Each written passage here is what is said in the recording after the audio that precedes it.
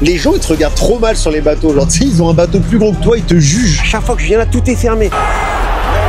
C'est quoi ce sport où toutes les 5 secondes tu peux prendre des pauses pipi, tu nous pries un du match? C'est ultra cher et c'est vraiment pas bon. C'est que ça reste un des endroits à Miami où tu vas trouver le plus de SDF. Miami, la ville que tout le monde adore détester. On dit que c'est la plus fake des États-Unis, trop superficielle, trop chère, trop bling bling, que tout y est faux, les sourires, les corps, les voitures. Et j'avais exactement ces préjugés avant de venir ici. Et pourtant, ça fait déjà 2 ans que j'y vis, et plus le temps passe, plus je comprends pourquoi tout le monde finit par tomber amoureux de cet endroit. Déjà parce qu'ici, t'as une énergie unique qui te donne l'impression d'être en vacances toute l'année. C'est une sensation que tu retrouves nulle part ailleurs. Alors oui, c'est excessif, parfois absurde, mais c'est aussi ce qui rend cette ville complètement addictive. Mais alors si Miami est vraiment aussi surcoté qu'on le dit, pourquoi personne n'arrive vraiment à la quitter? C'est ce qu'on va découvrir dans cette vidéo.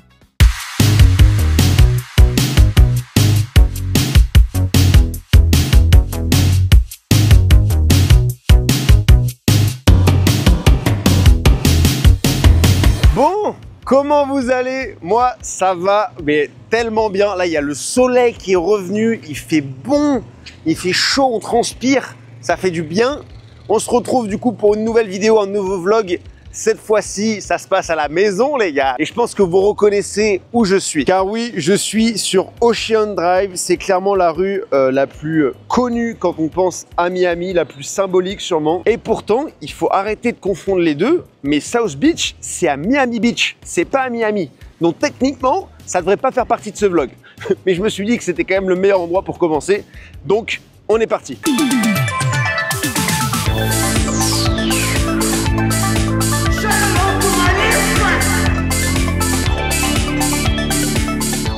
Sur Ocean Drive, tous les restaurants et bars tout au long de la rue, c'est vraiment des attrapes touristes, c'est très cher, mais je trouve que ça vaut la hype. C'est-à-dire que la rue est tellement belle, tellement colorée, avec les bâtiments style art déco, les couleurs sont magnifiques, avec les palmiers sur la droite et la plage. Pour le coup, je trouve que la hype, elle est assez méritée, c'est assez unique comme endroit. Et en plus d'être joli, c'est l'endroit où il y a la meilleure énergie.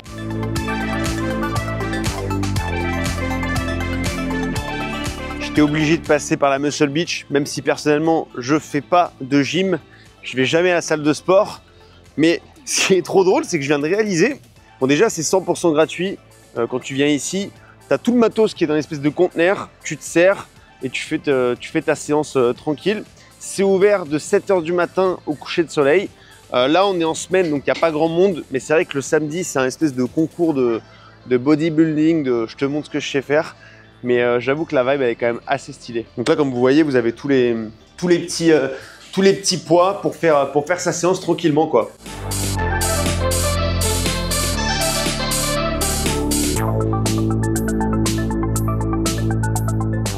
Alors la plage de Miami Beach, moi personnellement je l'adore. Franchement, elle fait le taf, elle est immense. Alors moi, généralement, je vais quand même plutôt vers Mid Beach ou North Beach. Parce que South Beach, c'est vrai que le week-end, c'est blindé de monde. Même là, tu vois, il y a du monde un peu quand même. Apparemment, il y en a des plus belles en Floride, des plages. Quand tu vas côté ouest de la Floride, vers Saint-Pete, Tampa. Là-bas, ils ont des plages encore plus belles. Donc un jour, faudrait que j'aille voir quand même pour vérifier. Mais moi je trouve que honnêtement celle de Miami elle fait le taf hein. Par rapport à la plage de Nice là avec les galets qui me cassaient le cul quand tu t'allonges. Ici tu peux bronzer tranquille, t'as de l'espace donc c'est kiffant. Bon le seul problème c'est que des fois il y a des requins mais sinon à part ce petit détail c'est la régale. L'eau elle est quand même assez claire aujourd'hui mais des fois c'est vrai qu'elle est quand même plus calme et donc c'est encore plus bleu turquoise cristal. On est en octobre et la température de l'eau elle est juste parfaite. C'est un truc de fou. Pour moi, le meilleur moment pour se baigner à Miami, c'est à partir d'octobre jusqu'à avril. Parce que genre, elle est chaude, mais pas trop chaude. Parce que malheureusement, juillet, août, bon bah vas-y, tu vas te baigner, c'est un jacuzzi l'eau. Alors que là, elle est quand même, elle rafraîchit par rapport à l'extérieur. Donc ça fait du bien. Voilà, je voulais juste vous montrer un petit peu la plage, obligé de passer par là quand même. Voilà, j'ai chopé un petit vélo. On va aller faire le touriste un peu là. On va faire toute l'Ocean Drive à vélo, comme ça vous aurez l'impression d'y être les gars.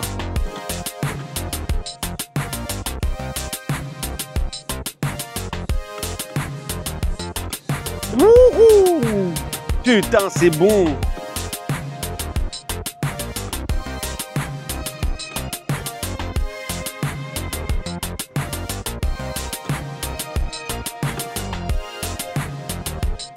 Je sais pas comment vous expliquer, mais j'entends parler français de partout sur Ocean Drive. Il y a plein de guides touristiques, là il y a des gens à vélo. J'ai l'impression que les touristes numéro 1 à Miami, c'est les Français. Hein. Je vous jure, peut-être que c'est juste parce que je parle français que du coup dès que j'entends la langue, je me retourne, mais c'est quand même bizarre qu'il y ait autant de Français à Miami, quoi.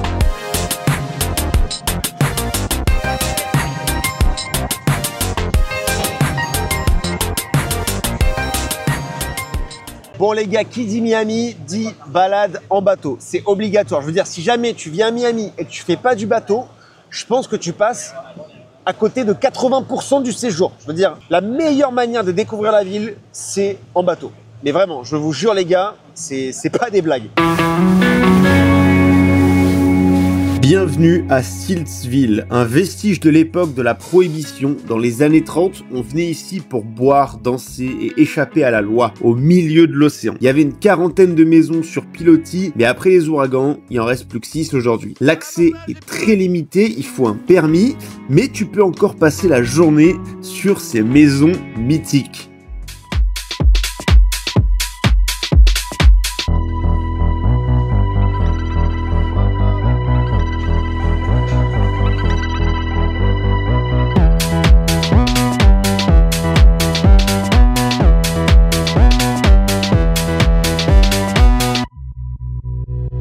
Là, on arrive dans... Personnellement, c'est mon endroit préféré parce que je trouve que tu as vraiment l'essence de Miami qui ressort. Là, on est arrivé un peu tôt avant le coucher de soleil, mais quand vous venez pile au moment du coucher de soleil, juste avant la tombée de la nuit, avec les couleurs et tout ça, c'est juste magnifique. Surtout quand vous avez le ciel rose. À Miami, il y a souvent des couchers de soleil magnifiques avec le ciel rose. Là, c'est vraiment... vous touchez le jackpot, quoi. C'est incroyable. On remarquait ça tout à l'heure avec, avec mes potes, mais c'est abusé. Tous les bateaux que tu croises, les gens, ils te regardent trop mal sur les bateaux. Genre, tu sais, ils ont un bateau plus gros que toi, ils te jugent. Ils te jugent tellement. Et on a croisé quelques bachelorettes par-ci. Je peux même pas montrer ça sur YouTube. Sinon, je pense que je me fais bannir.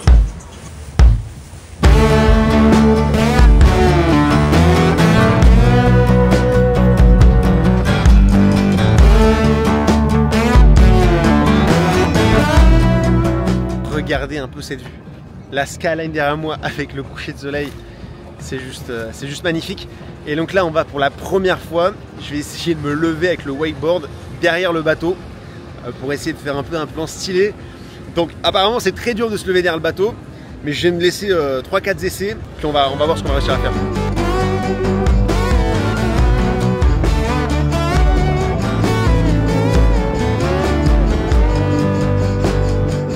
Bon, les 2 premiers essais, ils étaient catastrophiques. J'ai failli me noyer parce que je lâchais pas la corde. Mais heureusement, avec un peu de persévérance, ça a payé.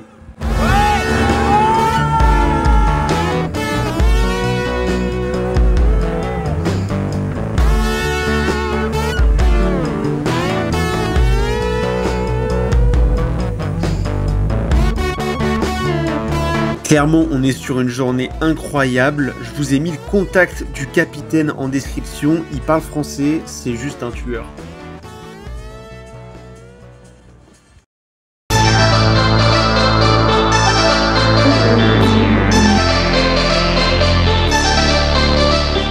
Donc là, j'arrive à Brickell. C'est un peu le quartier dense de Miami. Il y en a qui le comparent un peu à un mini Dubaï. C'est un des quartiers, on va dire, les plus récents. De base, c'était surtout un quartier d'affaires, donc avec plein de bâtiments pour le travail, plein de bureaux. À Brickell, tu vas trouver beaucoup de ça.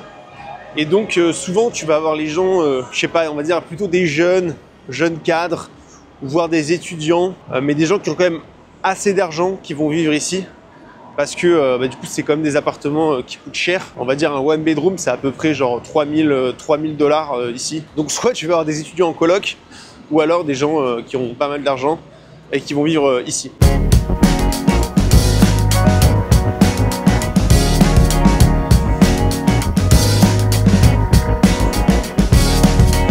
Si je dois vous donner mon petit avis sur Centre Commercial, écoutez, moi je trouve qu'il est beau. Franchement, il est très clean, très propre. C'est vrai que voilà, t'es un peu en milieu de la ville, c'est assez sympa le décor et tout ça.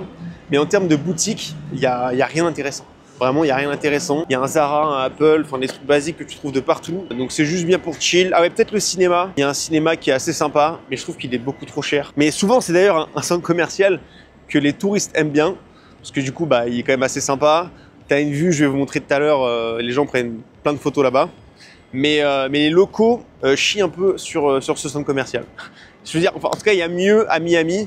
Si jamais vous voulez faire les shopping, les vrais shopping, il y en a, ils vont à Sogras, même Aventura. Aventura, c'est quand même un centre commercial, j'ai l'impression. Pas mal de gens de Miami vont là-bas. Mais Brickell City Center, personne vient vraiment ici pour, on va dire, pour faire des shopping, quoi. Il y a quand même quelques restaurants sympas à faire. T'as Tacology, Motek, je l'ai déjà testé. Casa Tua, j'ai jamais testé, mais en vrai, souvent on me dit que c'est un bon italien sur Miami. Alors c'est toujours dans les prix de Miami, quoi, donc un peu cher. Mais au moins, on va dire, vous mangez bien. Et donc voilà, ça, c'est la vue que tout le monde s'arrache. C'est-à-dire que les gens, ils se mettent tous là pour prendre une photo. Alors c'est vrai que c'est joli avec les murs multicolores. Et enfin, voilà, c'est un peu la photo que tout le monde prend quand les gens viennent à Miami. Alors, évidemment, moi, je suis un local, donc j'ai jamais pris de photo ici. Même en vrai, les gens font ce qu'ils veulent. Moi, j'ai pris une photo avec le château de Disney la semaine dernière. Donc je vais pas juger. Brickell, c'est aussi un endroit où vous allez croiser énormément de gens qui viennent de gagner le gros lot avec les cryptos. Vraiment, je sais pas pourquoi tu le sens que les mecs sont devenus riches grâce à ça. Et à Miami, t'en as beaucoup de toute façon. Mais t'as ça, t'as toutes les meufs qui sont en tenue leggings parce qu'elles vont tous à leur classe de pilates. Et puis t'as aussi les mecs en costard parce que voilà, juste à côté t'as le quartier financier. Donc t'as ce mélange. Voilà, c'est un peu ça. Quand vous venez à Brickell, vous voyez ces gens-là. Et aussi maintenant récemment, vous voyez un quatrième type de personnes. Enfin, c'est pas des personnes, c'est des robots. C'est des espèces de robots livreurs. Ils sont partout à Brickell. Vous allez voir, je pense qu'on va en croiser au moins une dizaine juste en faisant 2-3 rues. Aux États-Unis, les métiers de chauffeur-livreur, c'est finito. Vraiment, ça, c'est en train d'exploser là, ces espèces de petits robots. Puis t'as les voitures qui se conduisent toutes seules. C'est dingue.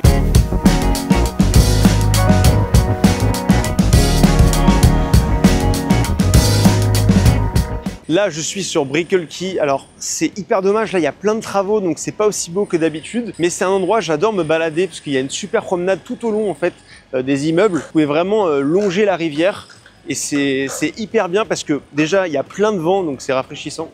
Et puis, tu as quand même une vue sympa. Ça fait à peu près 30 minutes, je pense, pour bien faire le tour de tous les immeubles sur la promenade. Mais là, c'est fermé au public, bordel. C'est fermé au public. Ils font des travaux et donc il n'y a que les gens qui habitent dans les immeubles qui peuvent vraiment marcher sur Brickell Key, qui peuvent vraiment faire tout le tour de l'île. Donc je vais pas pouvoir le faire. Mauvais timing. Mais en tout cas, si jamais vous venez et que c'est possible de le faire, je vous conseille. Voilà. Là, on est un lundi en plein milieu de la journée, donc il n'y a pas énormément de bateaux. Mais si vous venez là le week-end, mais alors la Miami River, c'est blindé de yachts avec des gens qui twerkent dessus. C'est le bordel. Dis-vous, il y a un trafic, c'est n'importe quoi. Et des fois, il y a plus de monde sur l'eau que sur la route. Pourtant, il y a du monde sur la route, hein, je vous le dis. Là, les gars, je me trouve juste devant la tour Aston Martin. C'est la deuxième plus haute tour de Miami. Je l'avais visitée dans une vidéo, je ne sais pas si vous l'avez vue. En tout cas, elle est disponible sur ma chaîne. Et pour moi, c'est la plus belle tour de Miami. En plus, le nom, il est quand même assez stylé. Et tu as une vue vraiment sur tout Key Biscayne. C'est impressionnant quand tu es sur le penthouse en haut. D'ailleurs, si jamais, je vous donne l'info, mais le penthouse est toujours à vendre pour 59 millions de dollars et l'euro propriétaire se verra offrir une Aston Martin comme voiture collector. Voilà, j'espère que vous avez capté un peu le délire de ce quartier. On va passer au suivant. Et du coup, pour y aller, on va prendre le Metro Mover. Donc, c'est tout simplement le métro aérien à Miami. Si vous ne le savez pas, c'est complètement gratuit de le prendre. D'ailleurs, c'est pas le seul transport en commun qui est gratuit ici. Ce qui est bizarre parce qu'on est quand même dans un état républicain et je pense que c'est une des seules villes que j'ai visitées où les transports en commun sont gratuits. Donc ça, c'est un vrai point positif. Même si j'avoue, c'est pas les meilleurs du monde, au moins ils sont gratuits, quoi. Ça fait toujours plaisir.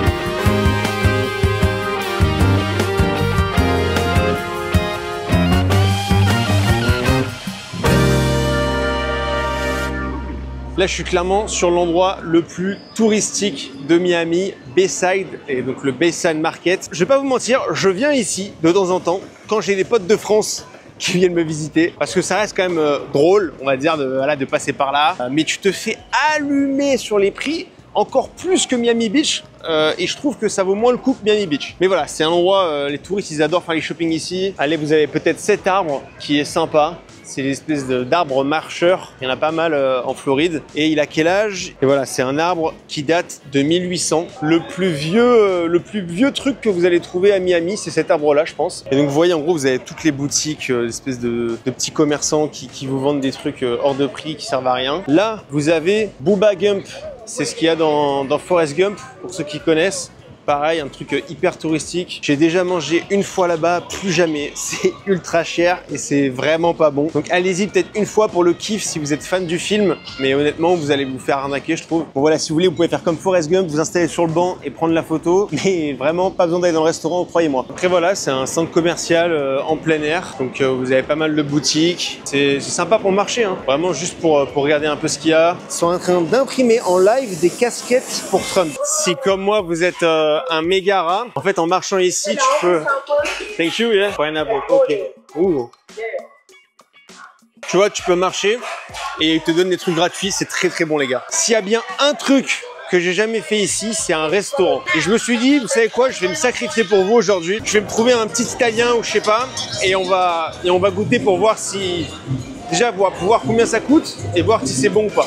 Ça m'a l'air pas mal, ça. Ils font des pizzas, des burgers. Alors les gars, au niveau des prix, pour les chicken wings, vous avez 6 ailes pour 13 $. Salade César, on est sur du 23 $. Les pâtes, c'est entre 19 et 26 $. Pour les pizzas, c'est entre 15 $ et 20 $. Donc ça, je vous donne les prix sans taxes et sans les tips. C'est pour vous donner un peu un ordre d'idée. J'ai commandé un coca, c'est une toute petite bouteille. C'est assez rare. Ok, les gars, on vient de me servir ma pizza. Regardez, sur la présentation, on est sur une pizza très très classique, hein. Est-ce que cette pizza vaut 20 $? Il y a pas mal de fromage. Je pense que c'est la pire pizza que j'ai mangée à Miami. Oh les gars, c'est vraiment pas ouf. Vraiment, ne mangez pas sur Bayside, jamais vous avez faim. J'ai créé une carte, vous avez toutes les meilleures adresses sur Miami, donc n'hésitez pas à checker ça, quoi. Ils se disent vraiment restaurant italien, mais je pense qu'un Italien, il vient manger ici, il met fin à ses jours, les gars. On va en faire des bons restaurants. Là, je voulais juste vous montrer que c'était un spot ultra touristique. Ok, donc là, j'ai reçu l'addition. Du coup, c'est 28 $ pour le coca et la pizza. Ils ont déjà inclus 15% de tips et la taxe. Du coup, je vais rajouter 5%. Il faut savoir que dans un restaurant comme ça, par exemple, ils avaient déjà inclus 15% de tips. Donc après, libre à vous de rajouter ou pas. Là, vous pouvez voir, total, il y a écrit additional tip. Donc quand il y a écrit additional, vous n'êtes pas forcément obligé de le mettre, quoi.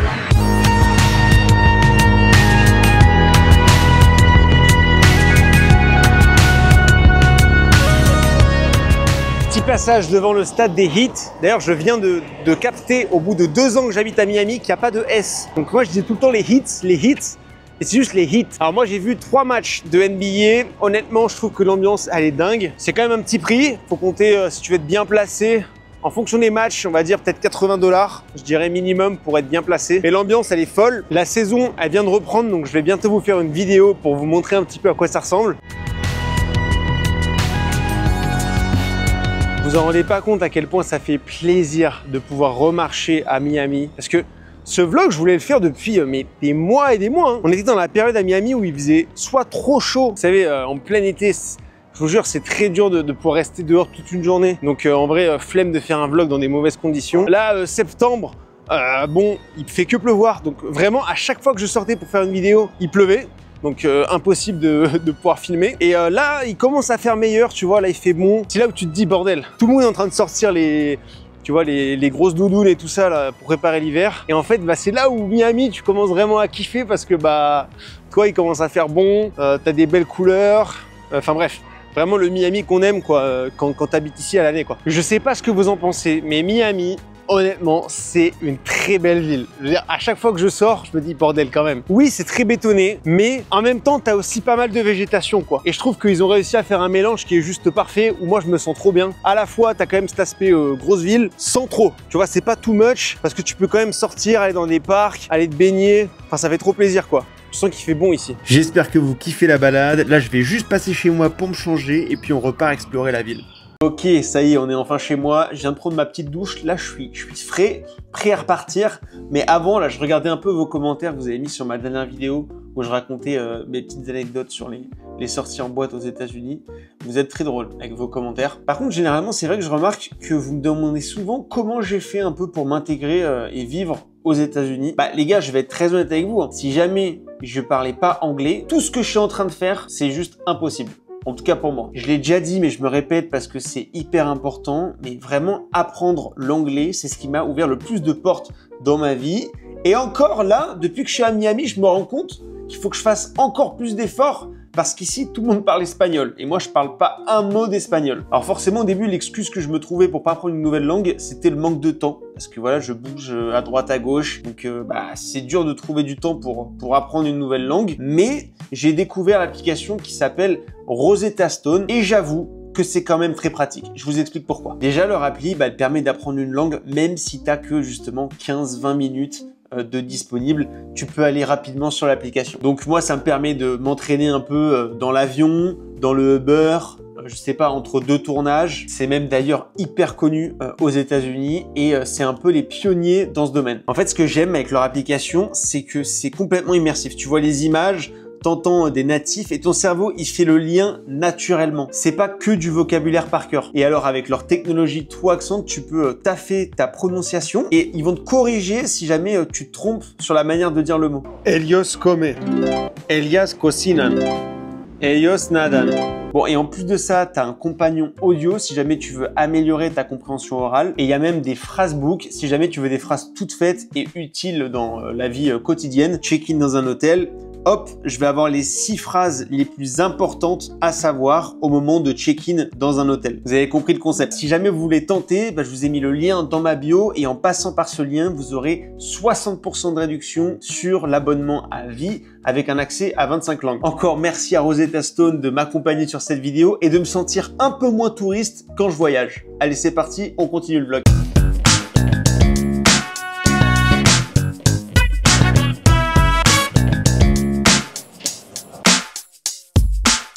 Ok, donc là on arrive dans le quartier un peu de l'art, de la fête à Miami. C'est Wynwood. Personnellement, c'est un de mes endroits préférés pour sortir. Enfin, pas pour aller en boîte de nuit parce que c'est très latino et moi j'aime pas trop danser, donc généralement c'est pas trop ma vibe. Mais pour manger, boire un verre, ça bouge tout le temps ici le week-end.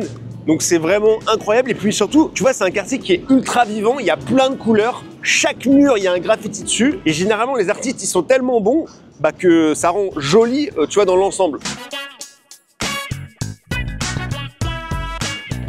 Là, le but, ça va être de vous montrer mes graffitis préférés et pourquoi pas en découvrir des nouveaux parce que faut savoir que toutes les semaines, il y a des artistes qui viennent pour faire des trucs.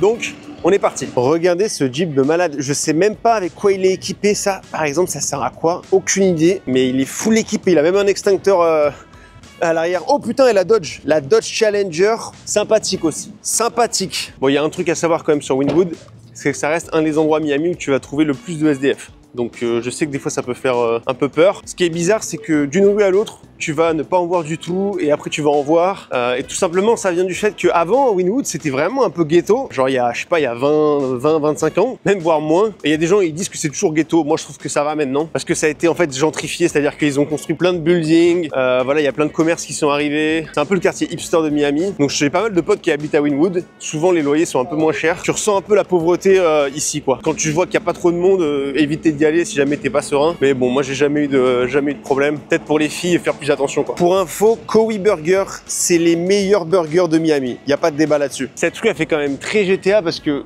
tout est fermé là. Tous les commerces, il n'y a rien. Tout a été tagué dessus. Vous allez voir, à chaque fois que je viens là, tout est fermé. Vous voyez là, tous les commerces, tout ça, c'est fermé. Hein. C'est juste de l'art en fait. C'est dommage, tu vois.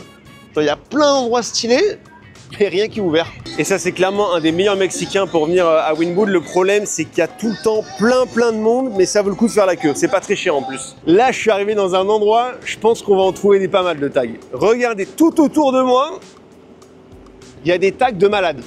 Allez, c'est parti, on va les voir de plus près. Celui-là, il est pas mal. J'aime bien les couleurs en fait. Le mauve avec l'orange, c'est sympa. Bon, vous m'excuserez, il faut que je le cache pour pas être censuré sur YouTube. Mais lui, elle a une tête bizarre, mais quand même, la vibe du tag, elle est stylée. C'est dommage qu'il n'y ait pas de métro qui passe ici. Ça fait quand même pas mal penser à Subway Surfer avec toutes les couleurs. Sans hésitation, sans surprise, le meilleur graffiti du quartier.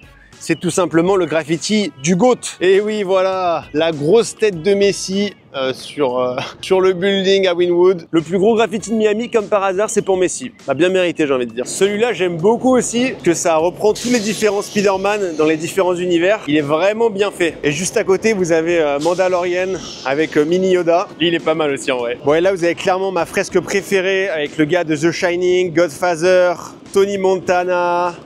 Ces deux-là, je les connais pas. Les deux gars de Pulp Fiction, Terminator, je connais pas non plus Hannibal, le Joker et The Bride dans Kill Bill. Ça, c'est vraiment mon préféré de loin. Incroyable celui-là. Il y a celui-là aussi que j'aime beaucoup, étant un fan de Mars Attack. Je le trouve magnifique, les couleurs. Je pense que c'est lui mon préféré en fait. Il y a un truc que je comprends pas à Wynwood, par contre, c'est Wynwood Walls. Je crois que ça coûte 25 $. Je peux payer pour voir une exposition de graffiti juste derrière là. Je l'ai jamais fait parce que je comprends pas l'intérêt de payer alors que tu as tout ça pour gratuit en fait. Regardez, même les policiers ici, c'est des influenceurs. Sir, you're coming to Halloween. Oh yeah, sure. Yeah, Where? you're going out that night?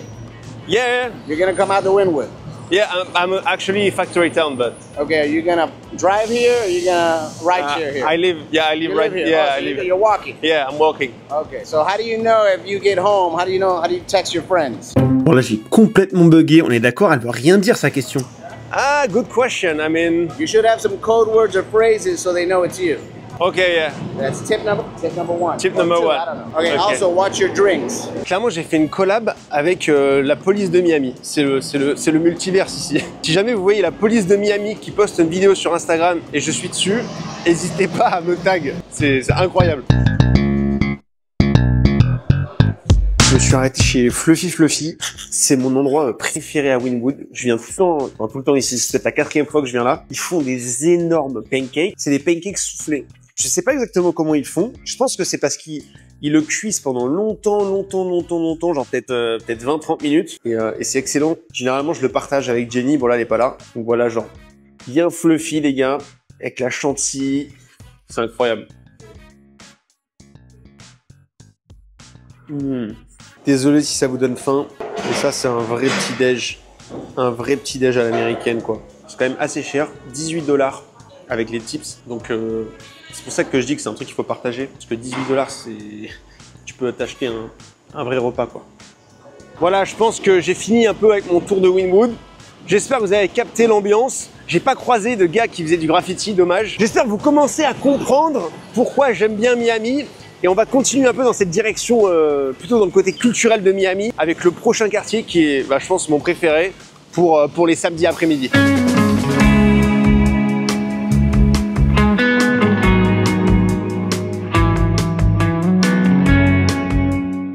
Là, je suis à Coconut Grove, c'est le quartier historique de Miami. Et pour la petite anecdote, comme par hasard, c'est le quartier préféré des Français. C'est là où vous trouvez le plus de Français. C'est aussi le quartier le plus cher de Miami. Le loyer ici, c'est un truc de dingue. Tu vois des studios à 3500 $. Mais en même temps, j'avoue, ça reste un des quartiers qui a le plus de charme. Tu peux marcher tellement facilement, t'as genre 4-5 blocs qui sont vraiment sympas pour marcher avec plein de commerces, des restaurants. Et juste il est très beau quoi. Tu vois, t'as un peu les pavés et tout par terre. C'est un quartier perso, je viens souvent avec mon épouse ou avec mes potes, parce qu'il y a des bars sympas. Donc vraiment juste pour se balader, c'est génial quoi. Ça vaut le coup de passer une après-midi ici. T'as la marina qui est très sympathique aussi. Le bar Regatta Grove, le soir, je le trouve dingue. Et puis t'as un musée qui est une ancienne villa d'un colon espagnol, il me semble. C'est la Villa Vizcaya. Je l'ai visité 2 fois et pareil, très joli avec un jardin qui est magnifique, une vue sur la mer, sur Key Biscayne. Bref, c'est à faire. Un des seuls trucs que tu peux visiter à Miami. Donc autant le faire quoi.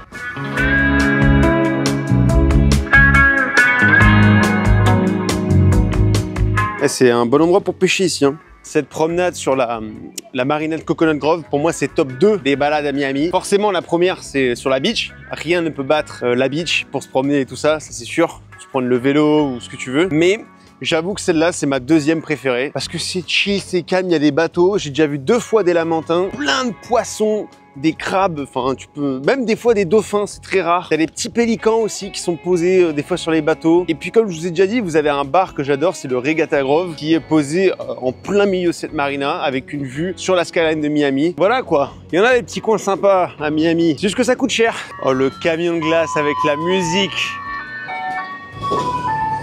Cette musique, elle me fait trop peur. Pour moi, c'est film d'horreur. Le clown qui veut manger les enfants. Dans la vraie vie, les gars, aux États-Unis, ça met la petite musique. Et en fait, à des centaines de mètres, dès que tu entends la musique, les enfants, ils savent déjà que c'est la glace qui arrive. Si t'es encore là, je pense que c'est parce que t'aimes la vidéo. Donc n'hésite pas à lâcher un petit like, un commentaire, voire même t'abonner. Ça m'aide énormément. Je vais profiter d'être dans ce quartier, les gars, pour vous montrer typiquement le genre de spot. Quand t'es un touriste, c'est obligé, tu passes à côté. Je veux dire, si t'en as pas entendu parler, c'est impossible que tu arrives dans cet endroit. Parce qu'on est quand même, allez, je vais dire à 4-5 rues de la zone où il y a tous les restaurants, donc à Coconut Grove. Et plus clairement, de l'extérieur, ça fait pas rêver. Mais c'est un bijou, c'est juste une pépite.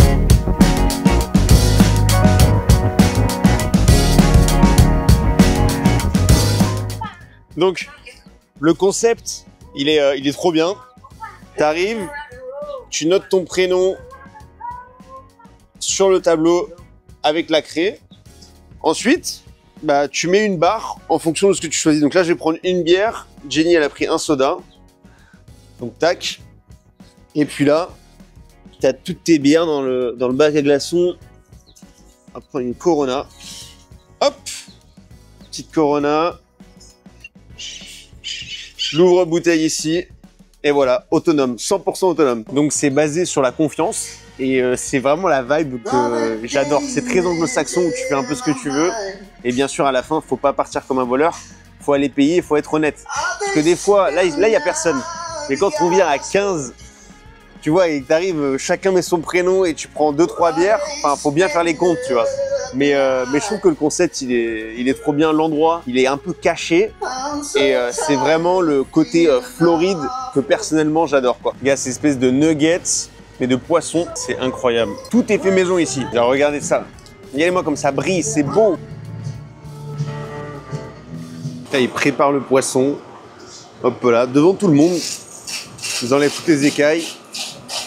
Oh, il va être bon ce snapper. Même moi, j'ai pas l'habitude de préparer un poisson, je sais pas faire. Et donc le voir comme ça, je trouve que c'est stylé. Tu vois que c'est quand même un sacré job de préparer un bon petit snapper. Là, on l'a pris frit. Je pense que ça va être juste délicieux avec un peu de citron là. Oh, le snapper est arrivé. Regardez-moi ça. Oh, qu'est-ce qu'il est beau avec un peu les plantains là et les petits oignons poivrons. Oh là là là là. Je voulais juste vous montrer un peu à quoi ça ressemblait. On va manger tranquillement et on se retrouve au prochain spot.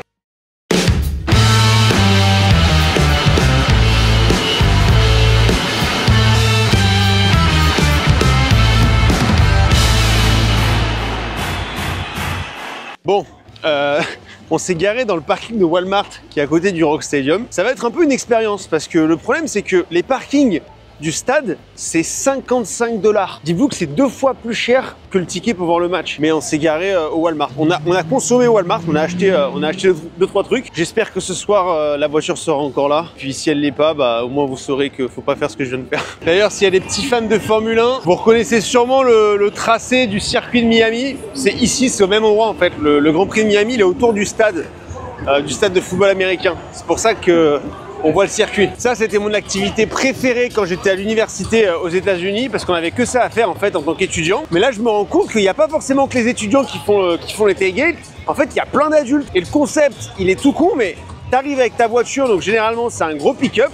Chacun à sa place. Tu payes quand même 50 $ pour te garer. Et en gros, chaque voiture a ce petit espace où ils peuvent mettre des chaises, des barbecues, des tentes, ce qu'ils veulent, pour faire un vrai tailgate. Et donc ce que les gens font généralement, avec leur bande de potes, ils vont réserver genre 10 places côte à côte. Comme ça, après, ils peuvent faire un tailgate immense. Ils vont ramener des tables de ping-pong, enfin plein de trucs pour faire la fête avant le match. Ça ouvre 5 heures avant le match. Donc là, typiquement, le match, il est à 19 h et les gars, depuis 14 h, ils sont là pour se la mettre avant le match. C'est quand même impressionnant.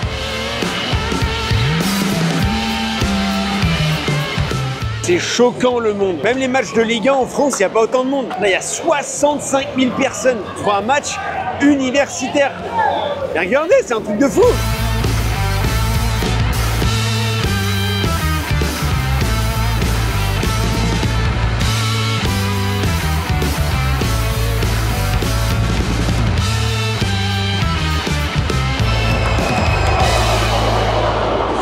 train de se faire démonter, les gars. 14-0 en 5 minutes de jeu. C'est pris 2 touchdowns. 2 touchdowns. Alors que Miami, c'est censé être la meilleure équipe, tu vois. Putain.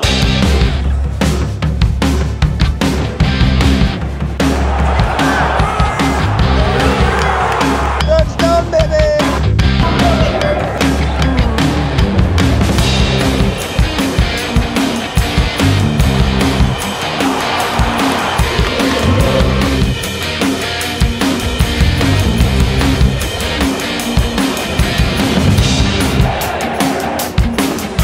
Le match, il a commencé à 19h. Là, il est 8h25, donc presque 1h30. On n'est toujours pas à la fin du deuxième quart-temps. Il y a des pauses non-stop. Toutes les 20 secondes, tu as des pauses dans ce sport. C'est impossible de rester concentré et vraiment de kiffer le jeu parce que tu as l'impression qu'il y a plus de pauses que de matchs en fait.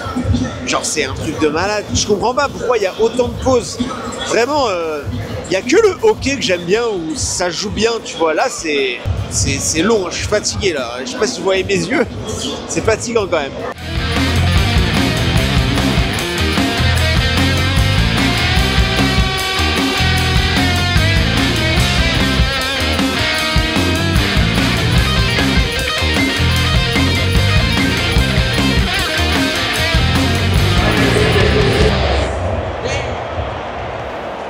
Bon, c'est déjà la fin de cette vidéo, les gars. Quel match exceptionnel. Je pense qu'après tout ce que je vous ai montré, on est d'accord, Miami, c'est la ville du fake. Voilà, il y avait des voitures de luxe de partout, des gens riches. Mais est-ce que c'est pas un peu ce qui fait le charme de cette ville? Je veux dire, c'est quand même une énergie de dingue qu'on retrouve presque nulle part ailleurs aux États-Unis. Et avec tout ce mélange de culture, personnellement, c'est ce qui me fait kiffer cette ville. Je vais être honnête avec vous, je kiffe cette ville.